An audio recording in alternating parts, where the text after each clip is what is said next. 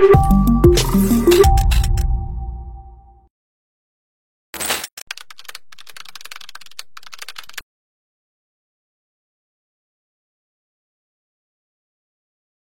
Kumaila. Hai Bang Ade. Ya, ini kita ngobrol lagi. Kali ini saya ingin Anda bicara tentang diri Anda. Oke, jadi gini. Anda ini kan sekarang dikenal sebagai seorang free thinker lah, pemikir bebas tentang Islam.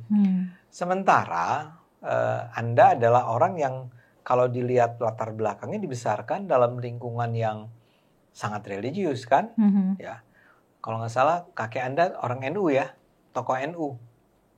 Iya, tapi udah usah diperpanjang sana. Oh, nggak usah ya. Tapi ya datang dari organisasi se-religius NU. Anda sendiri dibesarkan di pesantren. Ayah ibu Anda adalah tokoh-tokoh di dunia pendidikan Islam kan? Oke. Tapi Anda sekarang nampak sebagai orang yang Anda sendiri menggambarkannya sebagai orang yang mendorong skeptisisme. Betul kan? Betul. Ya. Saya ingin mempelajari bagaimana Anda bisa tiba pada sikap yang skeptis itu, yang orang yang belajar agama, tapi kemudian menjadi skeptis terhadap agama. Bukan yang bermaksud merendah, menganggap sekarang Anda mengalami penurunan ya, tapi enggak. Tapi sikap Anda menjadi skeptis terhadap agama. When did it started? Kurasa it has always been ya. Mau ya? Cuman kan karena maksudnya dari aku kecil juga aku punya pertanyaan-pertanyaan, tapi kan karena keterbatasan pengetahuan dan pengalaman, aku juga tidak bisa terlalu artikulatif gitu dalam mempertanyakan pertanyaan itu ataupun meneruskan pertanyaan itu gitu. Jadi pertanyaan ini mau aku bawa kemana gitu. Sebagai contoh apa? Sebagai contoh misalnya karena aku dibesarkan dengan pendidikan Islam ya. Jadi kan dunia seolah-olah cerita-cerita dalam ajaran Islam itu adalah pusat dunia gitu. Jadi Tuhan itu menciptakan semesta ini, kemudian menurunkan Nabi Adam, kemudian nabi-nabi yang lain hingga Nabi Muhammad, terus ada Quran gitu. Aku ingin memverifikasi itu. Tapi biasanya jawabannya tidak terlalu memuaskan, jadi aku tahan aja. Aku jawab seiring dengan bertambahnya ya usiaku dan keterampilanku gitu. Jadi misalnya mungkin pertanyaan paling awal kayak ini pertanyaan-pertanyaan sebenarnya kekanakan, tapi juga filosofis gitu. Dan aku jadiin konten juga di Forbidden Question kayak misalnya Tuhan itu apa? Tuhan itu di mana? Itu kan sebenarnya pertanyaan yang kalau buat orang yang sudah beriman banget itu kayak pertanyaan yang nggak sopan dan kekanakan gitu. Ngapain itu ditanyain gitu? Ya Tuhan mah imani saja gitu. Ya justru itu, Mela. Saya membandingkan dengan diri saya sendiri ya. Dan saya yakin juga banyak orang lainnya. Ketika misalnya kami diajari bahwa Tuhan itu ada dan cerita yang kita peroleh adalah somewhere up there gitu ya, di atas sana. Walaupun barangkali dikatakan bahwa sebenarnya Tuhan itu ada di mana-mana, tapi kita kan selalu melihat ke atas kan ketika kita berdoa juga begitu kan. Itu kan karena dibentuk oleh orang-orang yang mengajarkan agama kepada kita. Dan saya merasa bahwa saya nggak pernah dulu mempertanyakan itu. Ya, saya percaya ada Tuhan, Tuhan menciptakan kami semua, dan Dia pernah menurunkan Adam, Dia pernah menurunkan Musa, Dia pernah menurunkan Nabi Muhammad. Kenapa juga harus dipertanyakan? Dan saya yakin mayoritas orang-orang yang mengaku dirinya beragama, termasuk saya itu memang tidak pernah mempertanyakan itu. Iya, ketika aku misalnya lagi ngobrol sama sahabat dekatku waktu kecil, kalau aku lagi nyeletuk apa gitu, yang bentuknya skeptis, nah emang iya. Terus misalnya emang malaikat yang menurunkan hujan dia nurunnya pakai apa? Pakai teko gitu. Misalnya aku nyeletuk kayak gitu, dia biasanya ketawa aja kayak aku nggak kepikiran nanya kayak gitu, dia bilangnya gitu. Nah, kamu bagaimana ceritanya sampai akhirnya kamu tiba pada pertanyaan-pertanyaan setidak sensitif itu? Asumsiku by nature ya.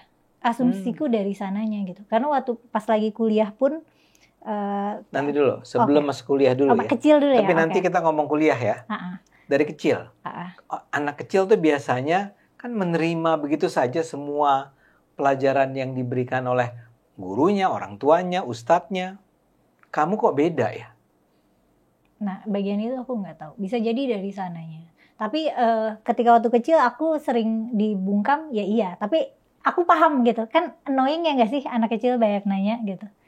Aku juga sebagai orang dewasa sekarang kalau ada anak kecil banyak nanya tuh capek juga. Iya, dia nanya terus. Udah dengerin aja, nurut aja gitu. Mungkin ke anakmu kamu juga begitu. Ya, apa namanya? Kayak dari sananya aja sih. Aku nggak bisa menjelaskan. Cuman kenapanya kayaknya memang by nature begitu. Cuman keterampilan bertanya yaitu terasah seiring tambah dewasa gitu. Apa jadi bisa memilah kan mana pertanyaan yang esensial, mana yang enggak gitu. Mana yang biasanya pertanyaan-pertanyaan yang aku tanya tuh aku baru pahami sekarang ternyata banyaknya itu yang sifatnya epistemologis gitu. Maksudnya kayak, apa itu? Misalnya kalau dikasih tahu Tuhan itu ada misalnya. Terus nanti pertanyaannya tahu dari mana Tuhan itu ada gitu. Atau misalnya dikasih tahu tuh Tuhan itu ada soalnya Pak Ustadz ini bilang gitu. Ya. Nah Pak Ustadz itu tahu dari mana gitu. Itu kamu tanyakan? Iya, pertanyaan-pertanyaan itu ada. Tapi ya lagi-lagi pertanyaan-pertanyaan yang biasanya mempertanyakan agama itu kan akhirnya mentok ya. Akan ada ujung di mana oh ternyata sebenarnya secara epistemologis ini tuh semua tidak bisa diverifikasi dan tidak bisa diketahui gitu. Tapi itu pasti tiba pada kesimpulan bahwa itu tidak bisa ketika dewasa. Ketika dewasa kan? Iya benar. Ketika masih kecil? Waktu kecil ya nggak bisa, jadinya aku pending aja. Tapi kamu mengangkat pertanyaan itu? Atau di dalam diri kamu atau kamu tanyakan Aku ada sebagian ku tanyakan, sebagian enggak. Tergantung ke siapa sih. Biasanya tuh dulu yang cukup sering aku pertanyakan adalah konsep surga neraka sih, konsep keselamatan itu. Apa tuh? Itu agak, aku punya konflik batin bahwa tidak apa ya, menurut idealku gitu. Ini sebuah ini hal yang akan dianggap tidak lazim ya ketika aku menabrakkan idealisme aku dengan konsepsi Tuhan gitu. Jadi menurutku Tuhan harusnya tidak membuat surga seeksklusif itu gitu. Konsep artinya eksklusif tuh eksklusif untuk orang yang beriman doang. Hanya orang Islam gitu ya? Hanya orang Islam. Itu tuh menurutku itu konsepsi Tuhan yang sulit aku terima waktu aku kecil. Gimana? Oke, aku lahir waktu kamu kecil kamu udah menganggap ini nggak adil nih, gitu? Iya. Oke. Karena gimana dengan orang-orang yang ada di kebetulan waktu kecil tuh aku suka baca buku kan. Jadi aku suka mikirin aku suka baca buku dan kebetulan kan di dunia ini sastra yang dominan tuh ya sastra Amerika, sastra Jepang gitu. Ya selain bacaan lokal ya. Tapi terus kan aku jadi mempertanyakan bagaimana nasib orang ini di akhirat kelak gitu. Termasuk misalnya aku pernah cerita sama Bang Ade juga yang aku kagum sama Oprah Winfrey itu. Dia dulu ada acaranya di TV. Aku merasa dia orang yang inspiratif gitu. Hidupnya struggle, terus dia sekarang menginspirasi banyak orang. Terus ada episode yang bikin aku kaget, dia kayak ngundang pendeta gitu, terus aku, oh iya dia orang Kristen ya, nanti dia masuk neraka dong. Dan itu lumayan sangat menggangguku sampai aku tanya ke beberapa guru. Terus kan sebagai orang Islam, referensi utamanya itu kan Al-Quran ya. Nah aku juga mencari justifikasi di Al-Quran nih. Apakah orang-orang yang bukan orang Islam ini bisa masuk surga gitu. Ya kebanyakan narasinya ya kalau tidak beriman kepada Allah ya, Allahnya orang Islam itu ya masuk neraka. Meskipun ada ya ayat yang bilang orang Kristen, orang Yahudi ya gitu atau agama lain yang emang beriman sama hari akhir gitu. Itu masih bisa masuk surga gitu. Nah, tapi di Quran juga dibilang katanya semacam hidayah itu tuh kayak hak prerogatif Tuhan gitu. Ya. Itu yang nunjuk Tuhan. Nah itu juga jadinya conflicted di aku gitu. Sebenarnya itu conflicted di banyak orang. Iya, ini maha kuasanya Tuhan. Jadi aku tuh agak bingung sama sifat-sifat Tuhan ini, konsepsi sifat-sifat Tuhan. Udah gitu kan kita anak kecil tuh diajarin sifat-sifat Tuhan yang... Sebentar, kamu berhenti di sifat Tuhan. Saya mau katakan sama penonton tuh, yang kamu bilang conflicted tuh, jadi mengganggu tuh kan begini. Kan dibilang bahwa orang masuk surga atau neraka karena perbuatannya gitu lah kira-kira ya.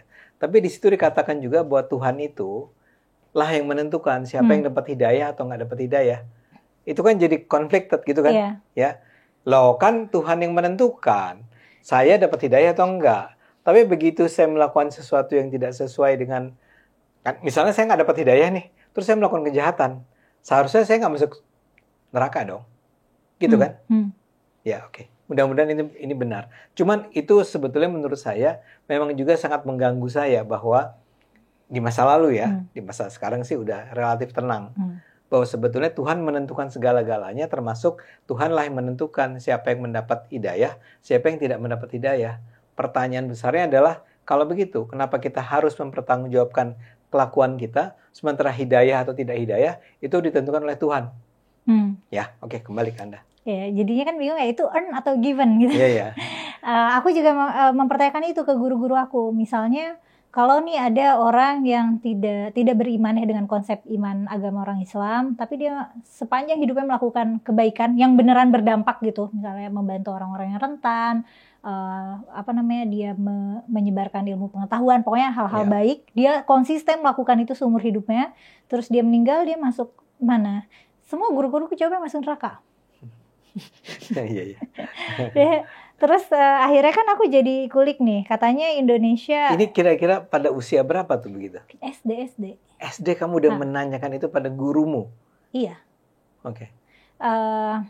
Udah gitu Islam. Dan dia menjawab dengan sangat kesal, ya neraka dong Kumaila. Enggak menjawab gitu kesal kok, menjawabnya sabar kok, kayak ngejawab ya anak-anak. Neraka ya Kumaila. Oke. Jadi semua amal itu kayak sia-sia kalau kita tidak beriman. Tapi kan sebenarnya nggak sia-sia.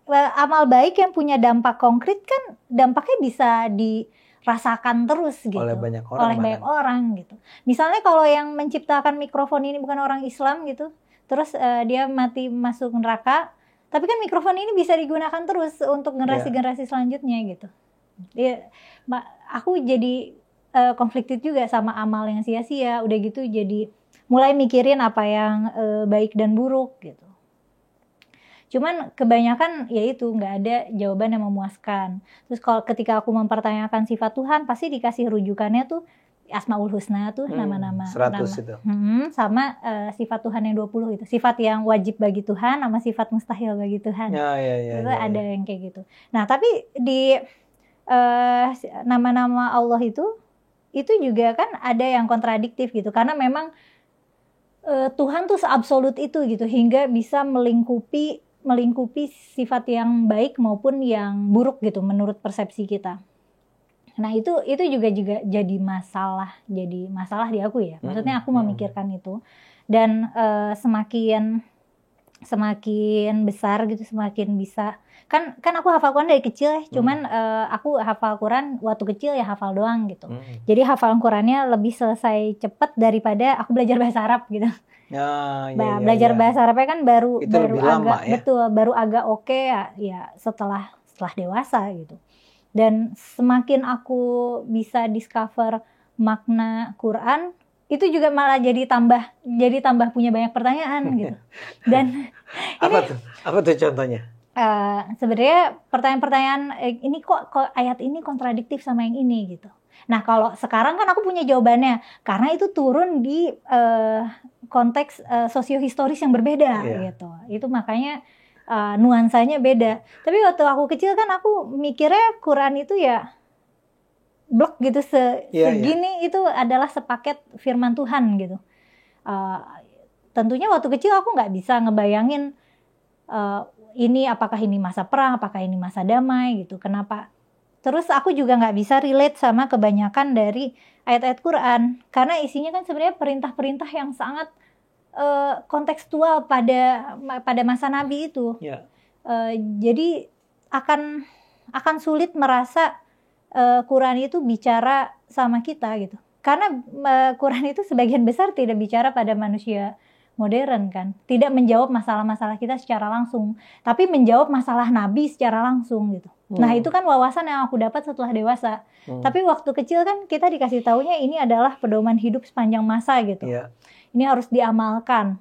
Terus aku mikir apanya yang diamalkan gitu. Ini isinya cerita-cerita, nasihat-nasihat yang sangat lekat pada pengalaman Nabi pada saat itu gitu. Yang bisa diamalkan jadinya yang ritual yang itu lagi gitu sebenarnya. Itu juga jadi pertanyaan, dan ya pertanyaan-pertanyaan perintilan kayak kenapa ini kok kalau ini pedoman hidup sepanjang masa, kenapa tulisannya nggak efisien gitu, banyak pengulangan atau yang gitu-gitu. Itu ya terjawab setelah udah kuliah sih. Cuman waktu kecil ada pertanyaan itu ada. Terus ditambah lagi mungkin beban moralnya juga muncul karena aku hafal Quran waktu kecil ya. Jadi ada orang tuh melihatku, orang dewasa terutama melihatku tuh kayak wah masih kecil udah hafal Quran gitu. Melihat aku seolah karena mereka percaya hafalan itu tuh given. Cuma orang yang dipilih yang dikasih hafalan gitu. Oh gitu. Ada kepercayaan kayak gitu. Terus orang yang bisa hafal Quran jadi kamu tuh orang terpilih menurut orang-orang dewasa sekitarku saat itu, tentunya berdasarkan pada kepercayaan mereka ya. Nah aku tuh sulit merasakan itu gitu. Mungkin penghafal Quran yang lain merasa mereka memang seistimewa itu gitu. Nah aku sendiri, maksudnya aku sulit menerima pengistimewaan dari orang-orang karena aku sendiri, terutama waktu kecil, aku sendiri nggak paham ini apa isinya gitu. Jadi kamu baca aja? Baca aja. Udah gitu mana guru ngajiku disiplin, ibuku hafal Quran juga. Jadi aku baca Quran mulu. Udah gitu abahku juga suportif gitu. Jadi waktu masih kecil tuh kalau misalnya aku berhasil misalnya baca Quran berapa juz sekali duduk, nanti ditambah uang jajannya atau dikasih reward apa gitu. Anak kecil kan seneng kayak gitu aja ya. Jadi aku yang ngikutin rules orang dewasa sekitar aku gitu. Terus waktu lagi pas aku udah dewasa, jadi karena teman-temanku masih belajar baca abata, masih belajar surat pendek, aku dipisah tuh majelisnya, aku bareng anak-anak SMA. Aku masih SD. Ketika kamu SD, kamu digabung dengan anak-anak SMA. Karena kamu udah meninggalkan teman-temanmu lah ya. Iya, karena temanku masih belajar surat pendek dan masih banyak juga yang belum bisa baca Quran gitu. Oke. Ini anak SD soalnya ya. Terus pas udah di tempat anak SMA, aku sampaikan pertanyaan-pertanyaan itu ke anak-anak SMA, tapi ternyata mereka juga aku nggak dapat jawaban memuaskan, dan ke guru-guruku juga nggak dapat jawaban memuaskan. Kamu tuh sekelas anak-anak SMA, kamu ada anak SD sendirian gitu. Dan akhirnya setelah aku hafal Quran pun anak-anak SMA di majelisku nggak pada hafal Quran gitu. Kayak dalam setahun tuh di pesantren aku mungkin yang wisuda tuh dalam arti udah hafal terus sudah disimak itu udah lulus tes terus ada wisudanya kayak ada seremoninya gitu. Dan setahun paling cuma kayak 2-3 orang dan biasanya anak SMA gitu. Nah ini kamu juga bisa menjadi salah satu di antara 2-3 orang itu. Iya, dan aku anak kecil sendiri waktu itu. Nah dan itu saya membayangkan orang betul-betul kagum sama kamu lah ya. Iya, bisa membayangkan kayak orang dewasa ngelihatnya gimana gitu ya. Nah, terus pertanyaan-pertanyaan itu juga aku oper ke guru-guruku, tapi terus aku menyadari guru-guru tahfidz aku ini mungkin mereka paham gitu struktur bahasa Arab, grammar bahasa Arab, tapi kayaknya mereka nggak paham secara linguistik. Jadi aku juga masih nggak dapet jawaban yang memuaskan. Aku baru menyadari bahwa skill bahasa Arab Qurani itu memang sesusah itu baru ya setelah kuliah gitu. Karena ini bahasa nggak relate, cuma kalau kamu bisa bahasa Arab itu ya kamu cuma bisa pakai buat baca Quran atau baca kitab-kitab ulama terdahulu gitu. Kayak aku nggak bisa tapi susah payah misalnya baca artikel ekonomi gitu berbahasa Arab, aku bakal kayak puyeng banget karena vocab yang aku punya tuh vocab abad ke-7 yang ternyata kalau udah dipindah ke konteks modern tuh artinya udah beda gitu. Kayak di Quran kan ada kata sayyarah, itu artinya kabilah itu kayak rombongan. Kalau sayyarah sekarang itu kan mobil. Oke. Terus secara struktur juga sudah agak beda dan udah banyak kata serapan juga bahasa Arab sekarang gitu. Jadi aku susah. Aku baru nyadar itu tuh susah. Jadi selama ini tuh aku ngafal aja ya. Dan guru-guru aku juga ngafal aja. Iya. Karena merasa kewajiban adalah menghafalnya. Dan bahkan di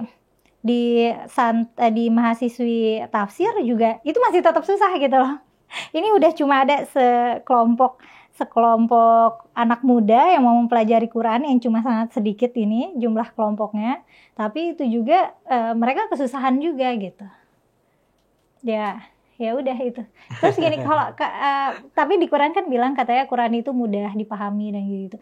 Mungkin iya Kak, mudah dipahami untuk umatnya Nabi pada masa itu. Buat kita apalagi orang Indonesia nih, bukan orang Arab, orang Indonesia di abad ke-21 mau mempelajari Al-Quran, perangkat ilmunya banyak banget. Aku menghabiskan seluruh masa kanak-kanak dan masa muda aku untuk belajar Al-Quran gitu ya. Oh ya? Ya. Serumit, sesulit itu? Karena perangkat ilmunya banyak. Perangkat ilmu tuh apa sih maksud saya gini? Maksudnya subjek-subjek yang harus kita kuasai sebelum kita bisa memecahkan apa arti kalimat-kalimat di Quran. Oh ya? Iya, karena kan Quran tidak disusun secara, misalnya nih kalau Bang Ade menulis karya ilmiah, itu kan harus ditulis serunut mungkin dan ada pakemnya, ada metodologi tertentu. Quran itu enggak, Quran itu tidak metodologis, tidak kronologis juga gitu. Jadi bisa aja lagi tiba-tiba ngomongin apa, pindah ke apa, kita nggak tahu gitu. Dan untuk bisa tahu ini udah pindah konteks, kita harus membaca banyak sekali literatur orang-orang yang sebelumnya sudah membahas tentang itu gitu. Jadi bisa saja sebuah paparan taruhlah tentang Nabi Musa gitu ya. All of a sudden dia sebenarnya udah pindah ke topik lebih baru. Iya. Dan nggak ada pemberitahuan. Ini udah pindah nih ya. Nggak ada bridgingnya ya. Iya. Paling ada kayak kata sambung, misalnya kayak ada kata sambung, tapi kadang-kadang kata sambung juga tidak berarti pindah konteks gitu atau pindah ini. Ya beneran bisa serandom itu sebenarnya. Jadi kamu antara lain belajar itu ketika kamu belajar tafsir di universitas.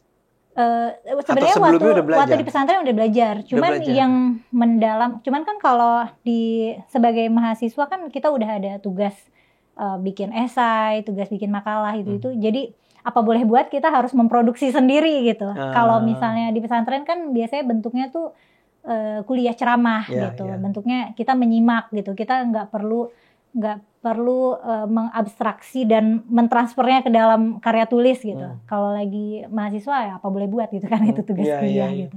Nah sekarang saya kembali lagi ke awal nih. Jadi seperti tadi Mela gambarkan ya. Mela bertanya, sebagian terjawab, tapi mungkin sebagian besar dari pertanyaan-pertanyaan yang esensial tadi, siapakah Tuhan, kenapa Tuhan, apalah gitu ya. Itu tidak pernah terjawab kan? Iya, karena ternyata kesimpulannya ya itu memang tidak bisa diketahui gitu. Ya, tapi kan gini, itu tetap ada di kepala, tidak terjawab di masa itu. Tapi itu kan tidak membuat kamu kehilangan di masa itu, kehilangan kepercayaan mengenai Islam. Atau belum, itu kan tidak mendorong kamu menjadi skeptis terhadap Islam. Aku agak bingung memisahkannya sih, tapi aku biasanya mengambil pendekatan, jadi orang beragama tuh, orang belajar agama itu ada dua pendekatan, ada pendekatan beribadah, ada pendekatan belajar. Kalau beribadah tuh biasanya dia mencari kenyamanan, mencari keamanan, mencari bias konfirmasi gitu. Mencari informasi yang bisa menguatkan apa yang dia yakini.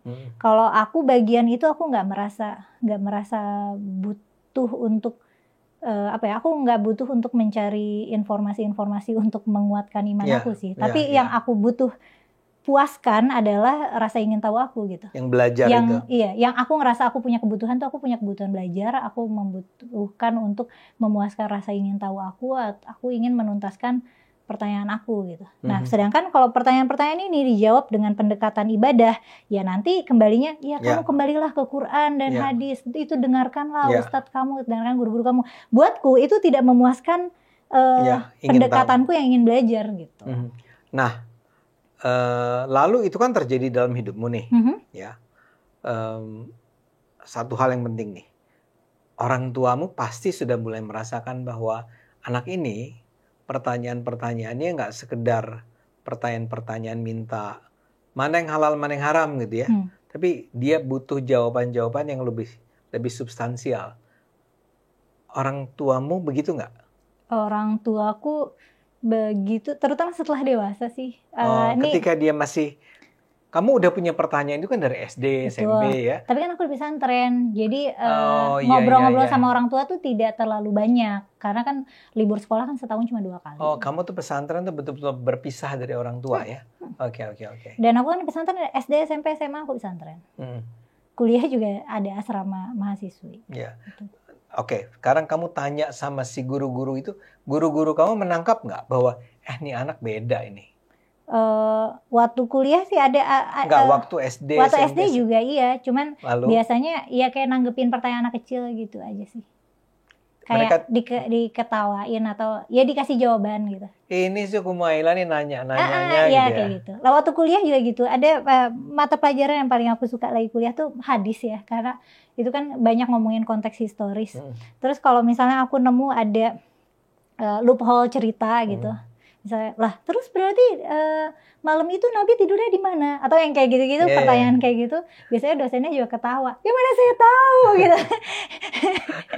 Jadi kan riwayat-riwayat ini cuma ngasih tahu apa yang terjadi saat itu, bukan. Tapi kan ya kalau ada loophole bukan berarti guru itu bisa mengisi gitu. Nih, saya jadi ingat cerita pertanyaanmu tentang Isra Mi'raj kan? Itu ketika pertama kali kamu bertanya dong masih tentang Isra Mi'raj.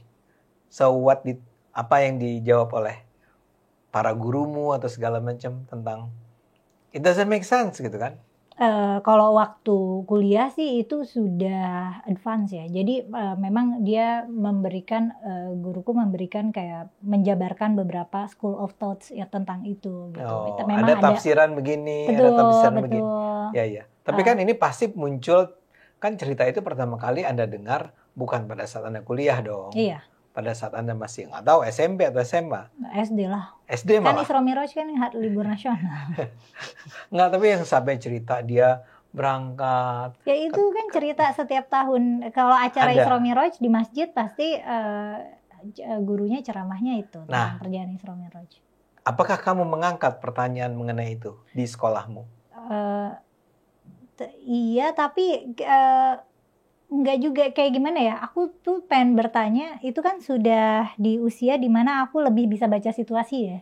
Ya aku tahu ini semua orang nggak akan mempertanyakan ini gitu. Jadi kalau yang Isra Mi'raj itu aku ini sendiri sih, akhirnya setelah punya keterampilan untuk ngulik sendiri, ya aku ngulik sendiri, terus aku nempatin kayak peristiwa-peristiwa di sekitar itu gitu. Nah, kapan kamu akhirnya tiba pada sebuah sikap yang relatif ya tadi skeptis melihat agama itu? Kapan kamu akhirnya menyatakan bahwa ya ini sih memang harus dikaji ulang, diinterpretasikan ulang, dipahami ulang? Apakah ketika kamu sudah lulus kuliah, saat kuliah atau kapan? Karena itu adalah sebuah sikap yang tidak terlalu mainstream kan di negara ini. Kukira nggak ada momentum-momentum tertentu sih. Lagi-lagi kayaknya it has always been gitu. Dan ketika misalnya aku jadinya menyikapi kisah Isra Mi'raj ini dengan agama-agama lain juga punya ceritanya masing-masing kok gitu. Punya cerita-cerita yang mereka anggap keajaiban, mujizat dan mereka percayai. Tapi ya buat kelompok mereka aja. Buat kelompok lain itu mungkin ganjil gitu. Itu mungkin nggak masuk akal. Ya, tapi kan artinya begini. Itu adalah cerminan dari sikapmu yang bisa menerima perbedaan. Jadi, agama lain juga begitu kan. Tapi saya rasa kisah Isra Mi'raj ini cuma kisah dongeng aja. Menurut Bang Ade? Enggak, kamu. Aku nggak bilang gitu. Kamu bilang gitu. Enggak. Ya kamu kan bilang bahwa di dalam Al-Quran banyak tanda petik dongeng kan? Bukan dongeng, ke hal-hal yang jadi kisah-kisah dalam Al-Quran tuh tidak bisa dimasukkan ke dalam fakta sejarah. Bukan di Quran doang ya, kitab suci lain gitu. Kisah-kisah dalam kitab suci sikap itu kapan munculnya? Jadi ya sikap yang itu yang disebut skeptis kan? Iya. Lagi-lagi aku agak susah sih kalau ditanya kapan. Ya? Karena kayaknya nggak ada momentum tertentu. Tapi itu terbangun secara terus-menerus kali ya? Kayaknya terbangun secara terus-menerus. Aku mungkin ini lagi-lagi mungkin ada hubungannya juga sama perpustakaan di rumah kali ya. Jadi di rumah orang kayaknya ya. Karena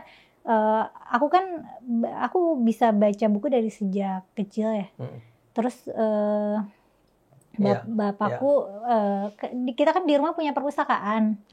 Tapi perpustakaannya isinya koleksi buku-buku Abah gitu. Aku tidak terlalu dimanjakan dengan buku anak-anak.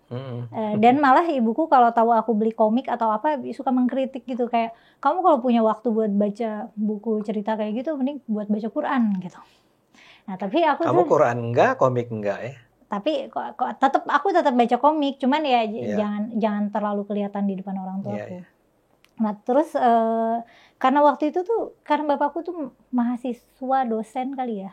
Waktu aku kecil, aku suka aku suka nunggu di perpusnya gitu. Dan aku baca buku apa aja yang dari situ. Aku ingat dulu tuh aku baca buku tentang karena bapakku juga studi ilmu agama terus ilmu politik gitu.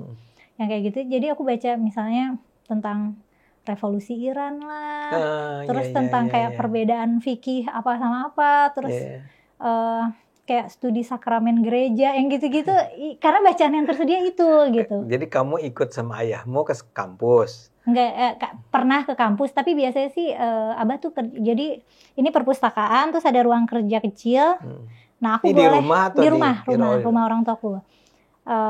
Dan itu kan masih aku masih TK, aku bisa baca itu emang dari kecil banget gitu. Jadi waktu lagi TK kelas 1 SD, kelas 2 SD tuh bosen banget sekolah karena teman-teman tuh baru pada belajar ini huruf A, ini huruf B gitu. Tolol banget ya anak-anak.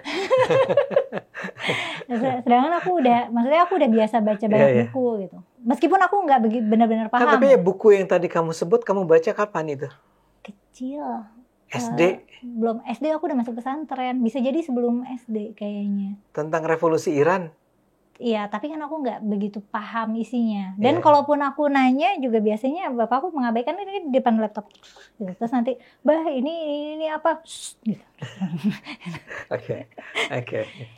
Aku nggak tahu itu ada hubungannya apa enggak ya. Tapi terus Abah tuh suka banget sama ini loh. Wawasan tentang sufisme itu, tentang mistisisme dalam Islam itu, yang ngomongin jiwa lah, kebahagiaan, mencapai Tuhan, hal-hal yang kayak gitu.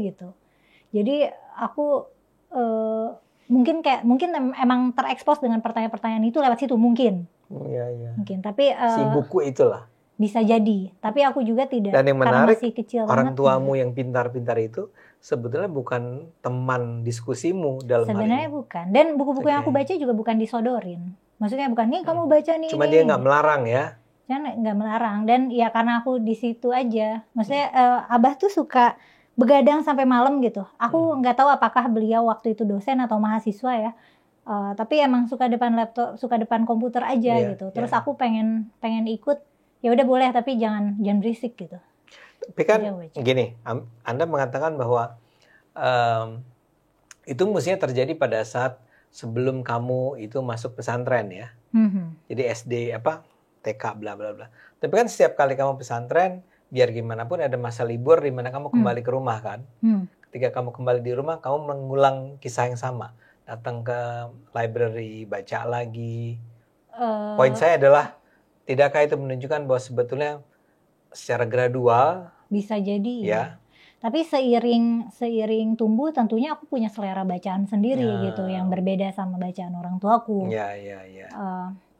Dan kalau obrolan yang serius ya beneran setelah dewasa gitu, kayak misalnya membicarakan tentang pernikahan, pilihan hidup, kenapa aku buka kerudung, hal-hal yang lebih hal-hal yang memang urusannya sama keputusan hidup itu, obrolan itu ada gitu. Dan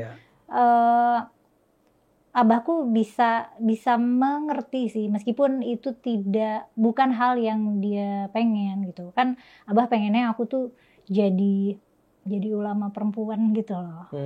Emang dia punya harapan itu? Kayaknya harapan itu muncul karena ternyata aku bisa menghafal Quran dengan mudah. Iya. Soalnya ke saudara-saudaraku tidak sekeras itu digalakin belajarnya. Saudara-saudaraku ada juga beberapa yang hafal banyak ya, bukan hafal selesai, tapi ya setelah dewasa gitu, sambil dewasa. Dan nggak seketat disuruh rajin belajar kayak aku gitu. Jadi dengan kata lain, sebelum kita akhiri nih, ini masih perlu kita lanjutkan dalam percakapan berikutnya. Bisa dibilang untuk sementara begini ya, saya menyimpulkan bahwa sebetulnya prosesmu itu menjadi skeptis Islam ini, Islam skeptis ini sangat dipengaruhi oleh apa yang kamu pelajari di buku-buku. Sangat mungkin iya, karena dulu waktu masih muda terutama aku sangat suka baca buku ya. Maksudnya kayak dalam setahun tuh aku bisa baca 50-100 buku setahun. Waktu muda ya, kalau sekarang udah sedikit gitu. Sekarang 30? Enggak, paling 2, 3, 5 itu udah oke. Itu udah bagus. Ya karena muda, udah cukup, 50 udah banyak. Karena waktu muda itu energi curiousnya, kayak rasa ingin tahuannya tuh kayak tinggi banget. Kalau sekarang nih, ini setelah dewasa aku ngerasa kalau aku punya rasa keingin tahuan juga, ya kalau aku nggak tahu juga nggak apa-apa gitu. Nggak, terus sebagian besar pertanyaanmu sebenarnya sudah terjawab. Bisa jadi gitu. Yang bentuknya meresahkan gitu sudah tidak resah lagi. Sekarang udah stabil lah ya. Oke, Kumaila, saya ingin sekali terus berbicara, tapi waktu kita ya segini dulu ya. Mudah-mudahan kita bisa terus ngobrol sama Kumaila ke depan ini, penonton. Karena dan bagi penonton yang ingin juga mengajukan pertanyaan-pertanyaan yang mau dititipkan ke saya, kirim aja ke kolom komentar di bawah ya, agar bisa saya sampaikan kepada si ibu yang luar biasa ini. Biasa aja. Oh ya, ini keunggulan Kumaila, dia sangat humble, rendah hati. Jadi kalau saya puji gini, dia akan bilang, enggak lah, mana. Oke, terima kasih Kumaila. Terima kasih Bang Ade. Thank you ya, sampai ketemu. Sampai ketemu. Penonton, sampai ketemu juga. Teman-teman.